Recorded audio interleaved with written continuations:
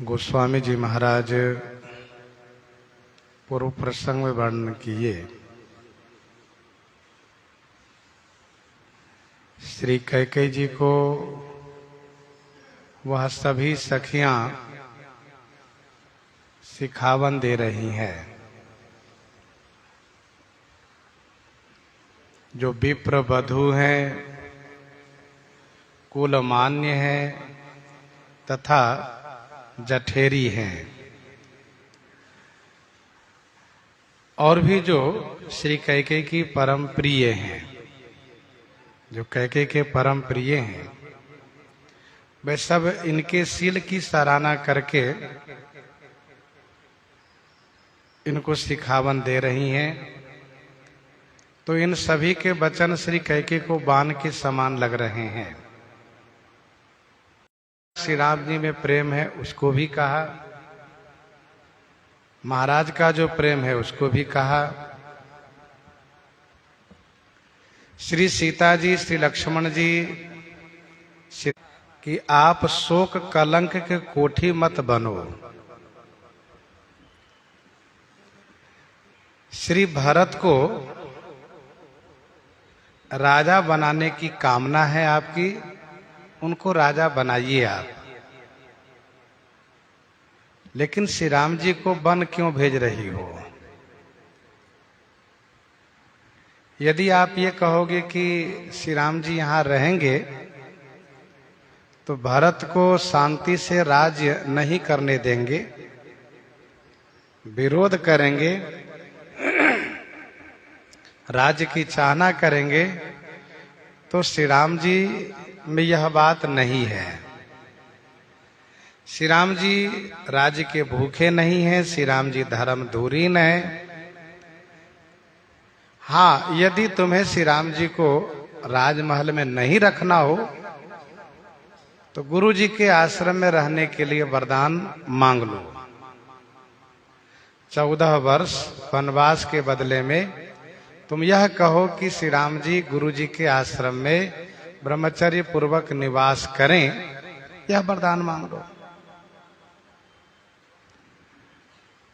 फिर भी श्री कैकेयी मानने के पक्ष में नहीं है। तब सबने ये कहा कि जो नहीं लगी हहु कहे हमारे, जो नहीं लगी हहु कहे हमारे, नहीं लागही कछु हाथ तुम्हारे, नहीं लागही कछु हाथ तुम्हारे। जो हमारे कहे नहीं लगी हूं, जो यदि हमारे कहने पर नहीं लगोगी, बात नहीं मानोगी, तो यह भी जान लो कि तुम्हारे कछु हट जनाबहु सोई।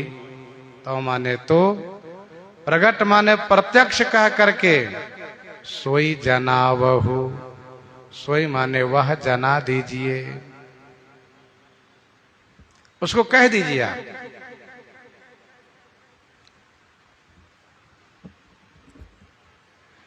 यदि आपने परिहास किया है तो, हंसी की है तो, उसे प्रत्यक्ष कह करके जना दीजिए, बता दीजिए। महाराजा श्री चक्रवर्ती जी ने भी कहा कि प्रिया हासरिस परिहरहु, मांगो विचार विवेक, जेहि देखो अब नयन भरी, भरत राज अभिषेक।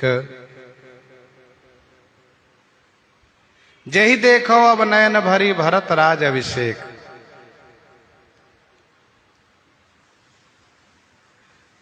सभी सखियां कह रही है कि जौ परिहास की न कछु होई, तौ कही प्रगट जनाबो सोई। आप स्पष्ट कह दीजिए कि मैंने परिहास किया था परीक्षा लेने के लिए। वस्तुतः मैं यह नहीं चाहती हूं कि श्री राम जी वन को जाएं। फिर भी श्री कैकेयी जी कुछ नहीं बोल रही हैं। तब सब कह रही हैं कि राम सरिस सुत कानन जोगु, राम सरिस सुत कानन जोगु, काह कहि सुनी तुम कह लोगु। राम सरिस सुत कानन जोगु, काह कह सुनि तुम कह लोगु। श्री राम सरिस सुत, श्री राम जी के समान पुत्र क्या कानन के योग्य हैं? श्री राम जैसे पुत्र क्या बन के योग्य हैं? यह सुन करके लोग तुम काह कही, यह सुन करके तुमको लोग क्या कहेंगे, यह तो विचार करो।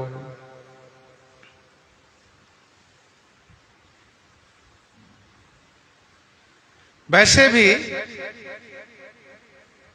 जब कोई बहुत बड़ा अपराध प्रमाणित होता है तब बेटे को घर से निकाला जाता है, लेकिन श्री राम जैसे परम साधु पुत्र को वन में भेजना, जो भी सुनेंगे वे लोग आपके बारे में क्या कहेंगे? ते पितु मातु कहु सखी कैसे, ते पितु मातु कहु सखी कैसे, जिन्ह पठये वन बालक ऐसे, जिन्ह पठये वन बालक ऐसे। ते पितु मातु कहु सखी कैसे, जिन पठये वन बालक ऐसे।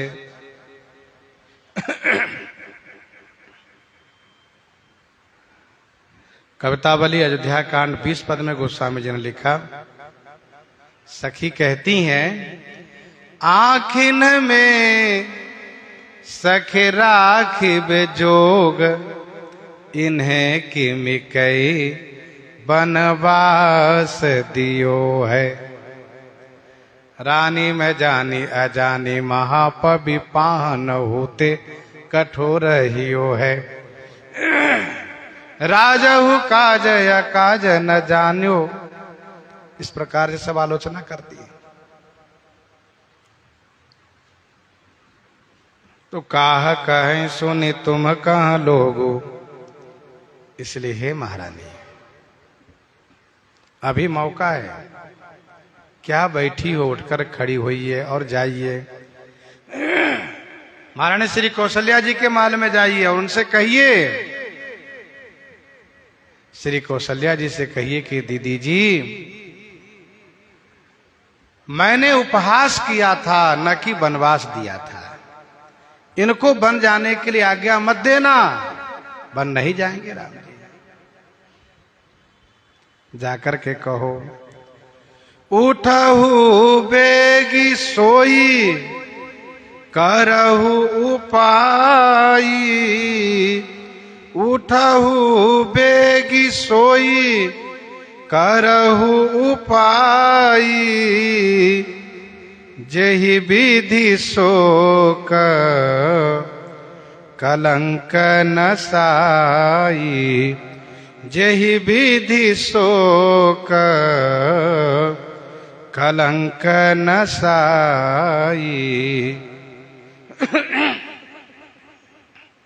उठहु बेगी सोई करहु उपाई, जेहि विधि शोक कलंक नसाई।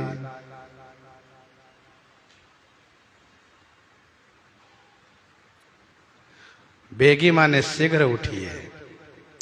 सोई करहु उपाय, सोई माने वह उपाय कीजिए, जेहि विधि शोक कलंक नसाई। जेहि विधि जिस प्रकार से शोक कलंक नष्ट हो जाए।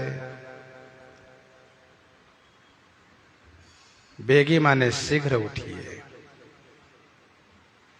सोई माने वह उपाय कीजिए जिस प्रकार से शोक कलंक समाप्त हो जाए।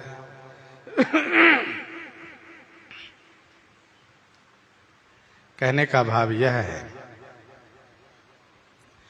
कि यदि आप देर करेंगी और श्री राम जी माता कौशल्या जी से वन जाने की आज्ञा प्राप्त कर लेंगे तो फिर उन्हें कोई रोक नहीं सकता, वे वन को अवश्य चले जाएंगे।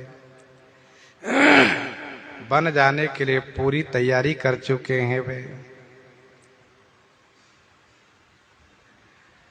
वन जाने की बात आपने कही है, इसलिए आप ही श्री राम जी को रोक सकती हैं। सब प्रसंग रघुपति सुनाई, बैठी मनहु तनु धरि निठुराई। तब से बैठी हुई हैं। सखियां कह रही हैं कि उठिए, बैठी मत रहिए। जेहि भांति शोक कलंक जाई, उपाय करि कुल पालहि। हाथी फेरु राम ही जात बन जनी, बात दूसरी चालही। बात दूसरी चालही। जेहि भांति शोक कलंक जाई, उपाय करि कुल पालहि।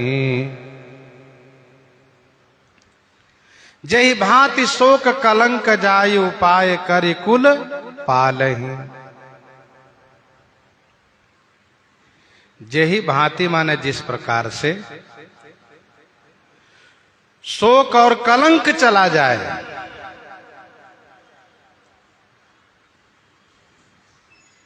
वही उपाय आप कीजिए। जेहि भांति शोक कलंक जाए, वह उपाय कीजिए और कुल की रक्षा कीजिए।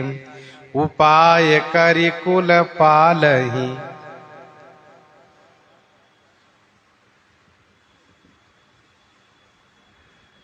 संपूर्ण पुरवासियों का शोक चला जाए,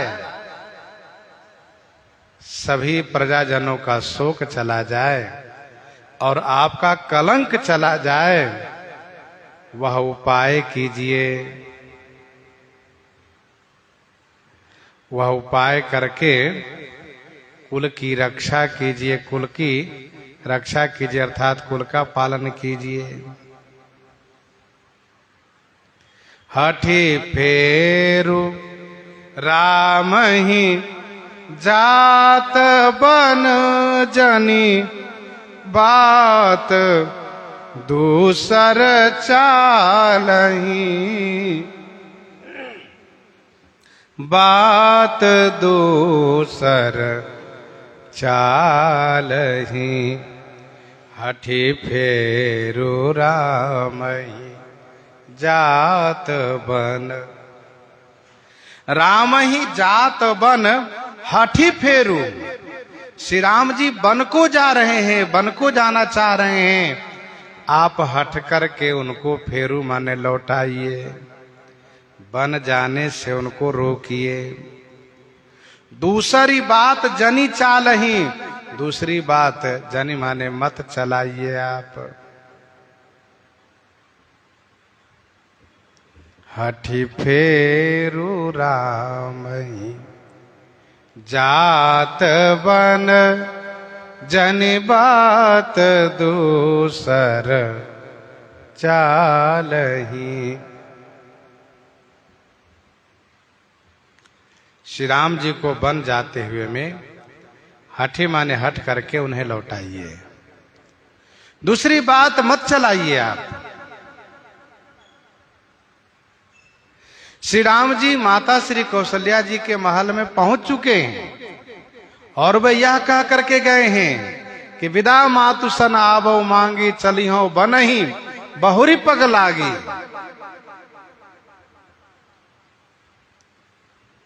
इसलिए आप जा करके हट करके उनको रोकिए। आप हट करेंगी तभी श्री राम जी बन जाने से रुक सकते हैं, अन्यथा नहीं, क्योंकि वे धर्म धुरीन है। और यदि श्री राम जी को बन जाने से आपने नहीं रोका तो हे महारानी, आप इस बात को समझिए कि परिणाम बड़ा भयावह होगा। जेमी भानो बिनु दिन प्राण बिनु तन चंद बिनु जिमी जामिनी। जिमी भानु बिनु दिन प्राण बिनु तन चंद बिनु जिमी जामिनी। तिमि अवध तुलसी दास प्रभु बिनु समुझि धौ जिये भामिनी। समुझि धौ जिये भामिनी। जिमि भानु बिनु दिन। जिमी माने जैसे, भानु माने सूर्य के बिना दिन खराब लगता है, प्राण के बिना तन मुर्दा माना जाता है, चंद्रमा के बिना रात्रि भयावनी लगती है। गोस्वामी तुलसीदास जी कहते हैं, वे सखिया कह रही हैं कि तिमि माने उसी प्रकार से अवध श्री अयोध्या जी प्रभु के बिना हो जाएंगी। हे भामिनी जिए धाव समुझू। हे भामिनी जिए माने हृदय से आप इस बात को समझिए। धौ माने निश्चय ही समझिए। धौ ये ध्रुववाचक है। ध्रुव शब्द का अपभ्रंश है धौ। जिमि भानु बिनु दिनु प्राण बिनु तनु चंद बिनु जिमि जामिनी। तिमि अवध तुलसी दास प्रभु बिनु समुझि धौ जिये भामिनी। अयोध्या जी की शोभा श्री राम जी से है, जैसे दिन की शोभा सूर्य से है, शरीर की शोभा प्राण से है, रात्रि की शोभा चंद्रमा से है, वैसे ही श्री अवध की शोभा श्री राम जी से है। अवधपुरी प्रभु आवत जानी। अवधपुरी प्रभु आवत जानी। भई सकल शोभा कै खानी।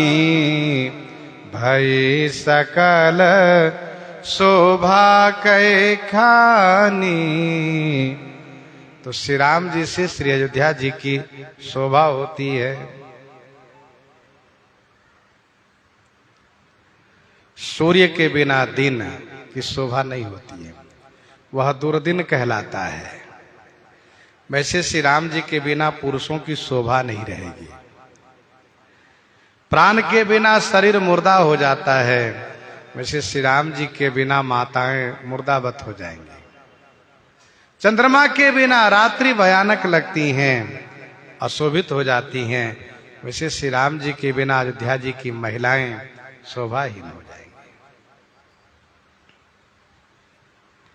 बिना सूर्य के दिन कौन सा होता है? इसका उत्तर यह है कि ग्रहण काल, ग्रहण का दिन होता है। जैसे ग्रहण वाला दिन, जिस दिन सर्वग्रास हो जाता हो वह दिन, अथवा बरसात के समय में लगातार 4-4, 6-6 दिन तक। अब तो समय बदल गया, नहीं तो पहले 8-8 दिन 10-10 दिन तक सूर्य भगवान दिखते नहीं थे बरसात में।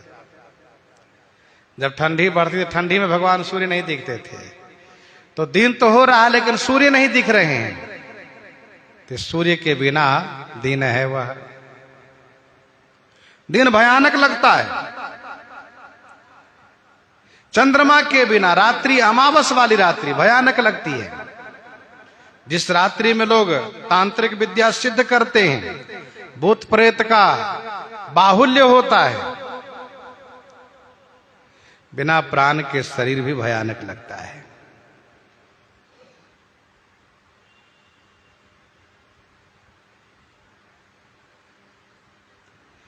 वैसे श्री राम जी, श्री लक्ष्मण जी, श्री सीता जी के बिना अयोध्या हो जाएंगी।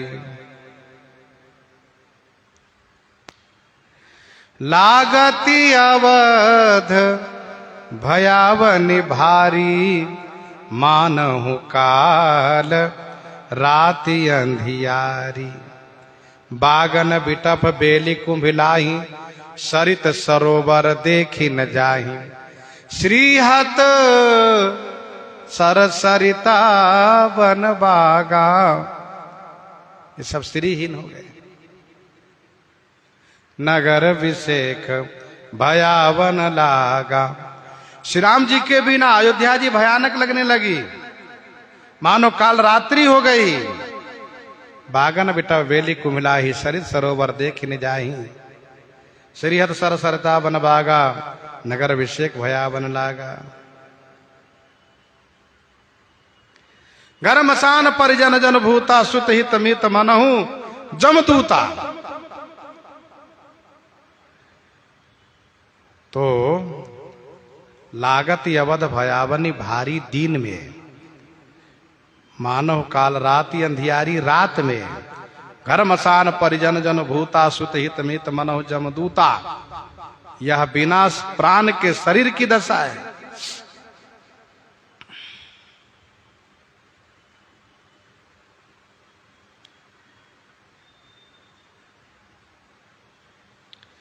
भानु के समान ज्ञान श्री राम जी के जाने से अयोध्या वासियों का चला जाएगा। भानु के समान ज्ञान श्री राम जी के बन जाने से अयोध्या वासियों का चला जाएगा। प्राण के बिना तन हो जाएगा। ये कर्म चला गया। चंद्रमा के बिना रात्रि की शोभा नहीं होती, उपासना चली गई। अर्थात श्री राम जी के बन जाने से अयोध्या वासियों के कर्म, ज्ञान, उपासना तीनों चले जाएंगे। चंद्रमा की उपमा उपासक उपासना के संदर्भ में दी गई है। देख इंदु चकोर समुदायी, चितवहि जिमि हरिजन हरि पाई।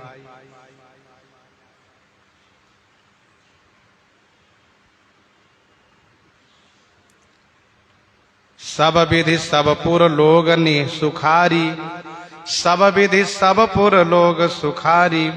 रामचंद्र मुख चंद्र निहारी।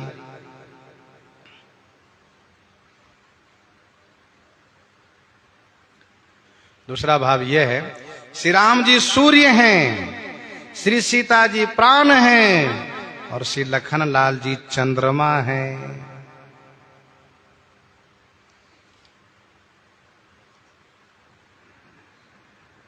जिमि भानु बिनु दिन प्राण बिनु, तन चंद बिनु जिमि जामिनी। तिमि अवध तुलसी दास प्रभु बिनु समुझु धौ जिय भामिनी समुझु धौ जिय भामिनी।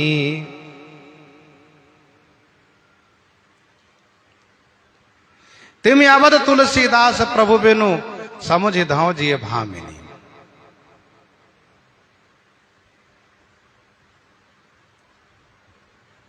जिमि भानु बिनु दुनु प्राण बिनु तनु चंद बिनु जिमि जामिनी। तिमि अवध तुलसीदास प्रभु बिनु समुझ धौ जिय भामिनी। तुलसीदास प्रभु, एक अर्थ तो यह हुआ कि गोस्वामी तुलसीदास जी कहते हैं, सखियां कह रही है कि प्रभु के बिना अयोध्या ऐसी ही हो जाएंगी, हे भामिनी हृदय से समझिए।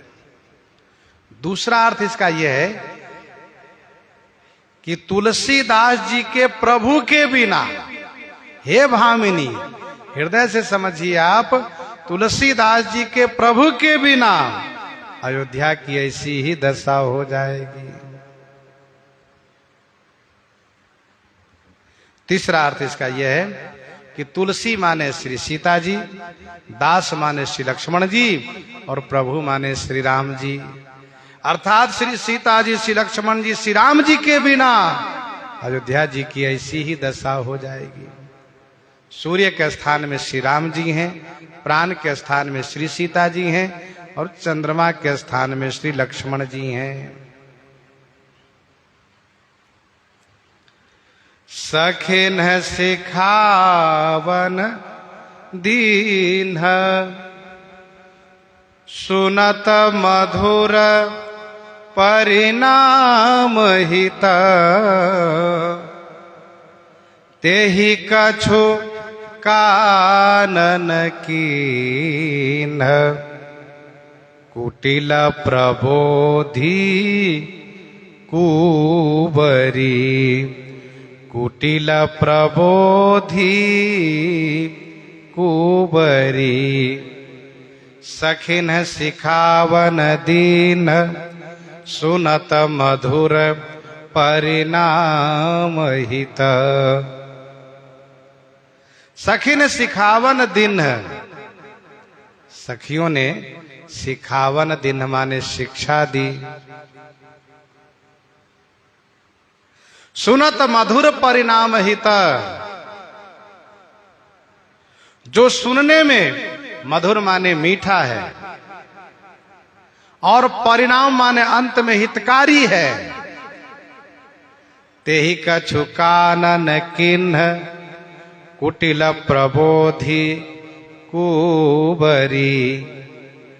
तेहि कछु कानन किन्ह, तेहि उन्होंने कुछ भी कान नहीं किया, कुछ भी ध्यान नहीं दिया, कुछ भी नहीं सुना। क्यों? कहा कुटिल कुबरी द्वारा प्रबोधी गई है।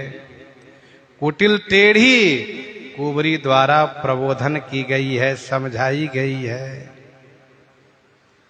सखिन सिखावन दीन सुनत मधुर परिणाम हित। तेहि कछु कानन किन्ह कुटिल प्रबोधि कुबरी।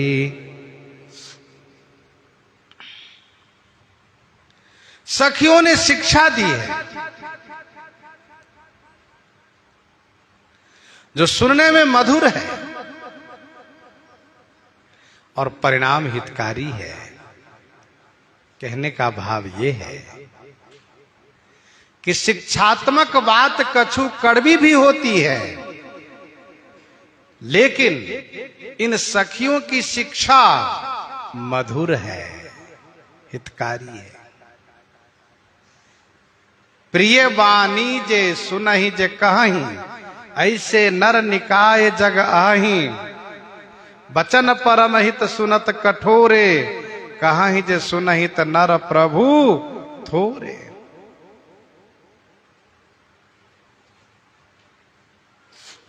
सुनत मधुर परिणाम हित। सुनने में मधुर है, परिणाम में हितकारी है। लेकिन श्री कैकेयी जी ने कुछ भी कान नहीं किया। तेहि कछु कानन किन्ह कुटिल प्रबोधि कुंवरी। कुंवरी ने, जो कुटिल कुंवरी है, उन्होंने प्रबोधन किया है कुटिलतापूर्ण।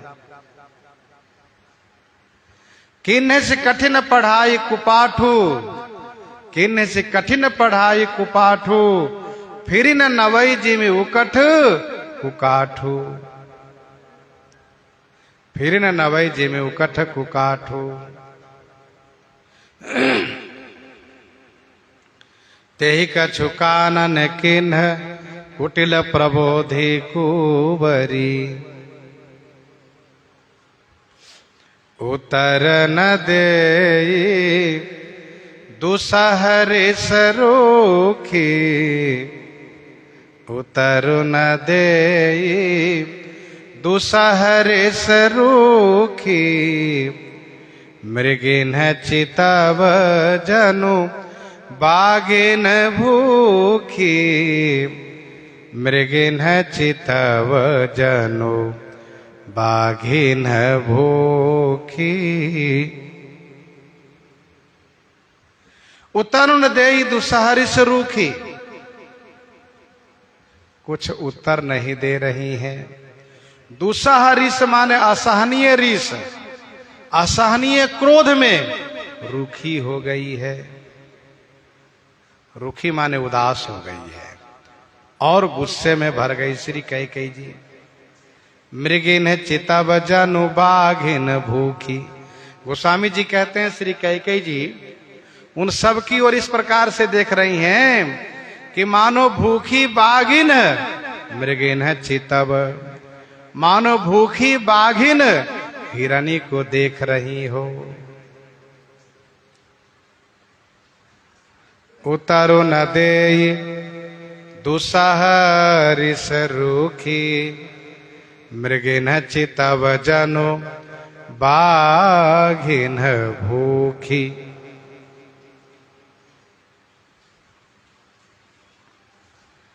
कुछ नहीं बोल रही है।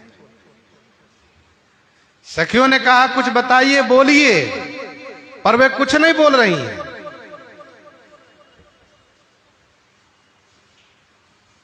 असहनीय क्रोध में रुखी हो गई है। बहुत क्रोध आ गया श्री कैकेयी जी में। अरुण नयन भ्रकुटी कुटिला चितवत निर्पन सकोप, अरुण नयन भ्रकुटी कुटिला चितवत निर्पन सकोप। मनहु मत गज गन निरखी सिंह किशोरही चोप। यहां पर गोस्वामी जी कहते हैं भूखी बाघिन हिरनी को देख रही है। अब भूखी बाघिन हिरनी को देख रही, मार क्यों नहीं रही है? इसका उत्तर यह है कि बाघिन वृद्ध हिरनी को नहीं खाती है और ये सभी शिक्षा देने वाली वृद्ध हैं।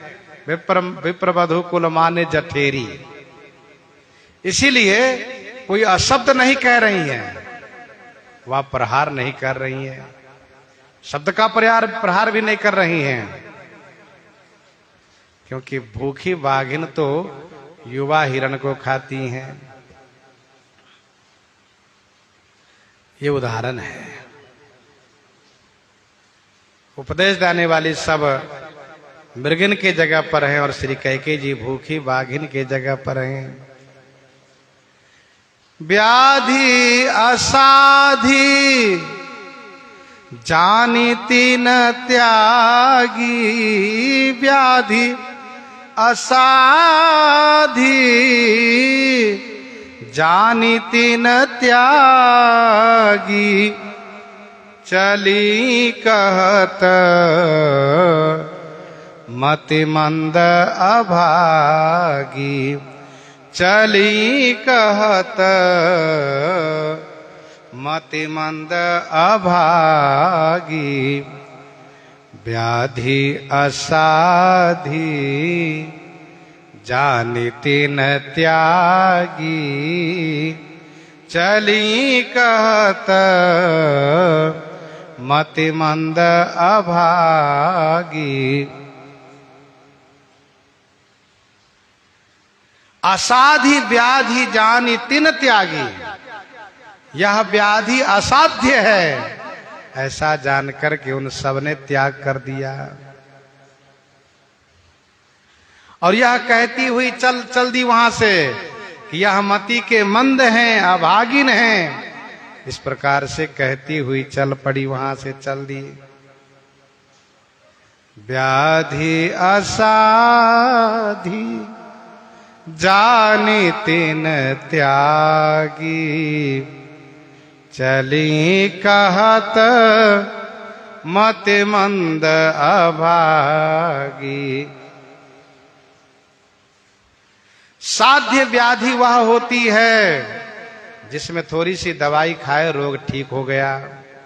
कष्ट साध्य व्याधि वह होती है जिसमें साल 6 महीने तक दवा खानी पड़ती है, तब वह रोग ठीक होता है। और असाध्य व्याधि वह होती है कि दवा खाते रहो और काम चलाते रहो, डॉक्टर कहते हैं राम राम कहते रहो, ठीक होने की आशा मत करना। तो यह असाध्य व्याधि होती है। चली कहत मति मंद अभागी,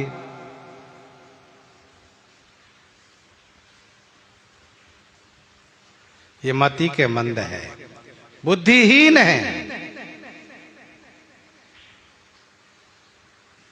और भाग्यहीन है।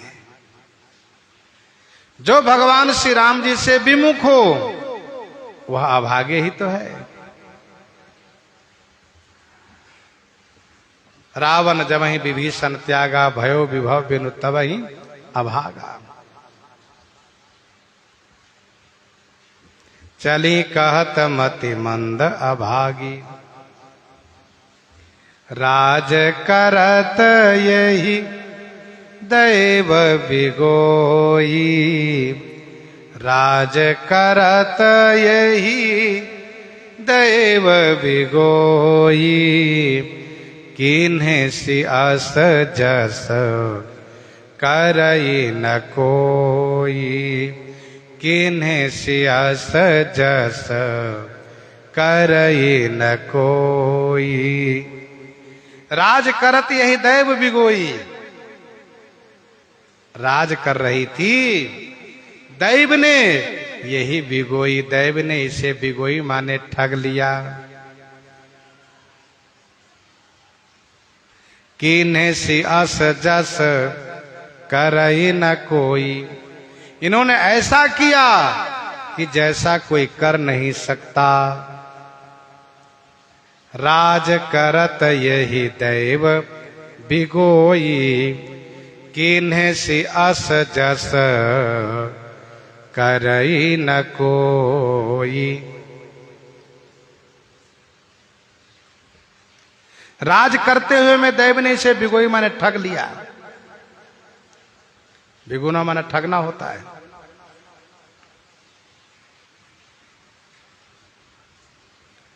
किन्हे सि अस जस करई न कोई। बिगोई माने ठगना, नष्ट करना। ऐसा किया कि जैसा कोई नहीं कर सकता। वो स्वामी जी कहते हैं यही विधि बिलपहि पुर नर नारी। यही विधि बिलपहि पुर नर नारी। देहि कुचाली कोटिक गारी। देहि कुचाली कोटिक गारी। यही विधि बिलपहि पुर नर नारी। यही विधि बिलपहि पुर नर नारी। देहि कुचाली कोटिक गारी। यही विधि इसी प्रकार से पुर के नर नारी बिलपहि माने बिलख रहे हैं। कुचाली ही कैकेयी को कोटिक गारी देही। कोटिक माने करोड़ों अनंत बहुत गालियां दे रही हैं। ये विधि बिलपहि पुर नर नारी, यही विधि के ही विधि इसका उपक्रम है कि खर भर देखी बिकलपुर नारी, खर भर देखी बिकलपुर नारी, सब मिल देही मही पन्हगारी, सब मिल देही मही पन्हगारी। ये उपक्रम है, यहाँ उपसंहार लगा। देही कुचाली कोटिक गारी, जरहि विषम जर लेहि उसासा, जरहि विषम जर लेहि उसासा, कवनि राम बिनु जीवन आशा, जरहि विषम जर लेहि उसासा, कवनि राम बिनु जीवन आशा। विषम ज्वर जरहि उसासा लेहि। विषम ज्वर माने कठिन ज्वर में सब जल रहे हैं। उसासा लेहि माने उर्दू सांस ले रहे हैं और आपस में कहते हैं कि राम बिनु जीवन कवनी आशा। श्री राम जी के बिना जीवन की क्या आशा की जाए। कवनि राम बिनु जीवन आशा, जरहि विषम जर लेहि उसासा, कवनि राम बिनु जीवन आशा। विषम ज्वर कठिन ज्वर में सब जल रहे हैं। विषम ज्वर वह होता है जो बिगड़ा हुआ बुखार होता है, जो दवा खाने के बाद ही बुखार बिगड़ता चला जा रहा हो, ठीक ना हो पा रहा हो, ऐसा विषम ज्वर होता है, जिसमें पहले बहुत कंपन होता है, ठंडी लगती है,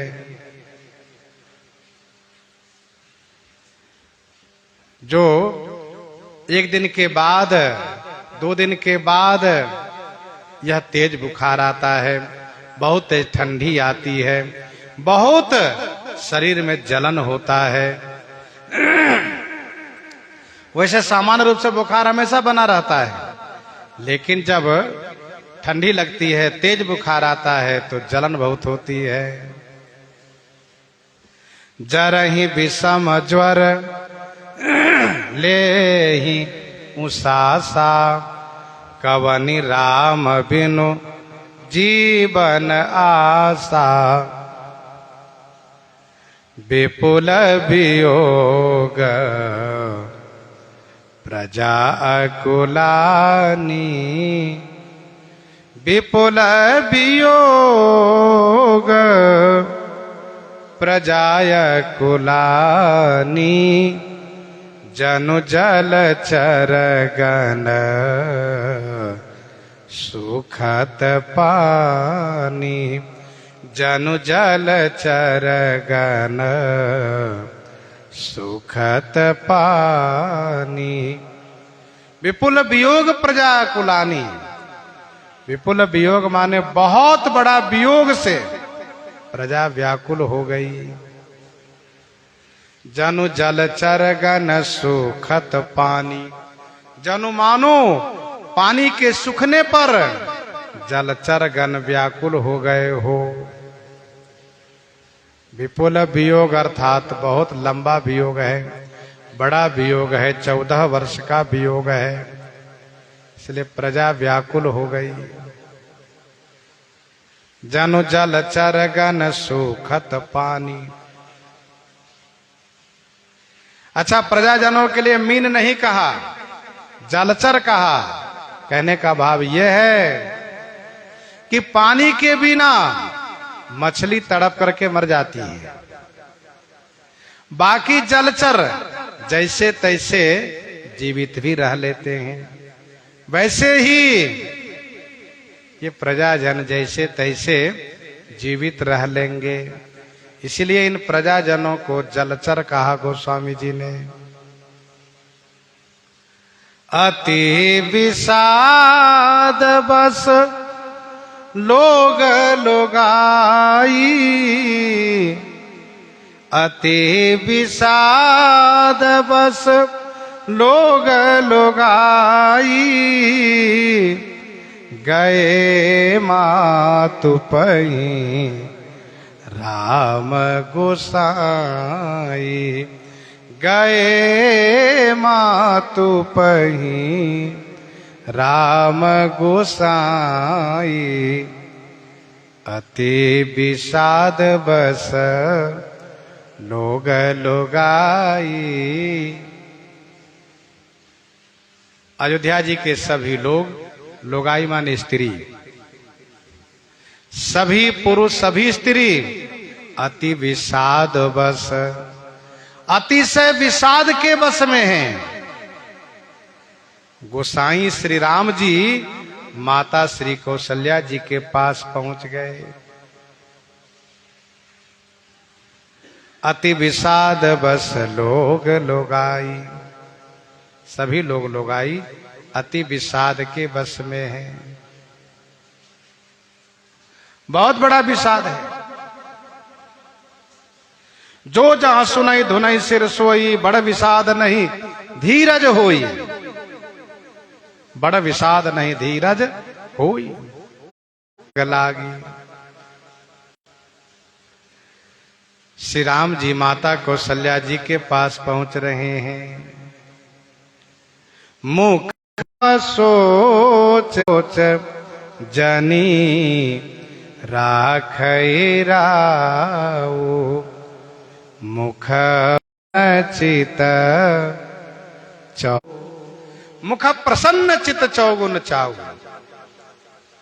मुख पर प्रसन्नता है, चित्त में चौगुना चाव है। चाव माने उत्साह है, उमंग है। मिटा सोच जनी पाठ है यही कि श्री राम जी को सोच मिट चुका है कि अब महाराज हमें रखेंगे नहीं। महाराज राव कहीं राव जनी राखई, यह सोच मिट चुका है।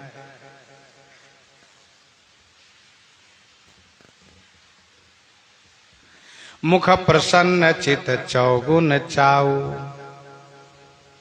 जिस प्रकार से श्री राम जी को राजा बनने के लिए अयोध्या वासियों के मन में उत्साह था, उमंग था, कनक सिंहासन सिए समेता बैठे ही नाम होई चित चेता, वैसे ही श्री राम जी को बन जाने में उत्साह है, उमंग है।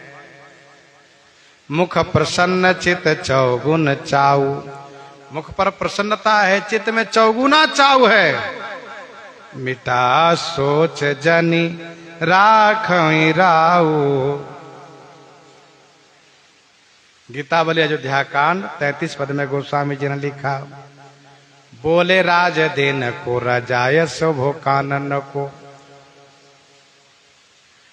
श्री राम जी प्रसन्न हो गए, बोले राज देन को रजाय शोभो कानन को,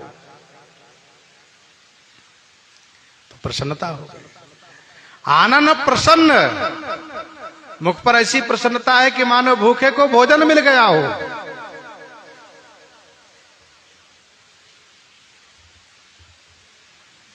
नव गयंद रघुबीर मना राज अलान समान।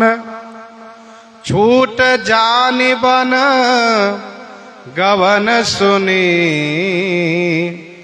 उर आनंद अधिकान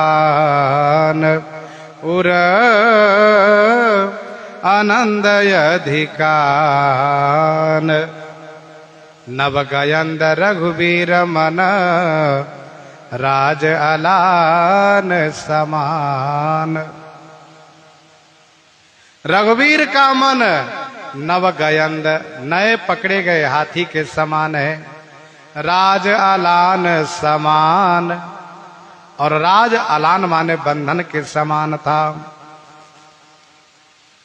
बन गवन सुनी छूटी जानी, बन गवन सुनते ही बंधन छूट गया ऐसा जान करके उर आनंद अधिकान, उर हृदय में अत्यधिक आनंद है, बड़ी खुशी है, बड़ी प्रसन्नता है। श्री राम जी बड़ी प्रसन्नता के साथ माता श्री कौशल्या जी के श्री चरणों में वंदन प्रणाम करते हैं और माता श्री कौशल्या जी उन्हें आशीर्वाद देती हैं, हृदय से लगाती हैं, निवछावरी करती हैं। बहुत प्रसन्न हैं माता कौशल्या जी, क्योंकि अभी तक इनको पता ही नहीं है कि श्री राम जी का वनवास हो चुका है। अभी इनको नहीं मालूम है माता जी को।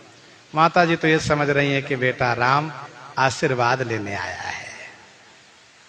आशीर्वाद लेने तो श्री राम जी आए ही हैं, लेकिन आशीर्वाद किस लिए लेने आए हैं अभी माता जी को पता नहीं है। माता कौशल्या जी बड़े आह्लादित हैं, आनंदित हैं। प्रसंग को यहीं पर हृदयंगम करते हुए आइए श्रवण करते हैं श्री भक्तमाल जी से।